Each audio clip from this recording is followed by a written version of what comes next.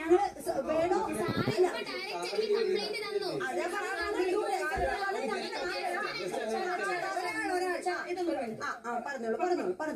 എന്താന്ന് വെച്ചാ നേരത്തെ ശരണ്യയും നന്ദനിയും കേൾക്കുകയാണ്. ഞാൻ നോറ മാം വന്നപ്പോ ഞാൻ പറഞ്ഞു, മാം അദ്ദേഹം പറഞ്ഞത് HR പറഞ്ഞത് നമ്മൾ കേൾക്കുന്നില്ലെന്നാ. പക്ഷെ നമ്മൾ ചെയ്തത് അദ്ദേഹം എൻജോയ്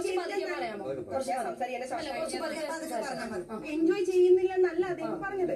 അപ്പൊ ഞാൻ അപ്പോഴേ നോറ മാമിനോട് പറഞ്ഞിട്ടുണ്ടായിരുന്നു, മാം ഒരു കാര്യം, ഞങ്ങൾ ചെയ്ത് അദ്ദേഹത്തിനെ ബുദ്ധിമുട്ടിക്കാൻ പാടില്ലെന്നാണ് നിങ്ങളുടെ ഓർഡർ.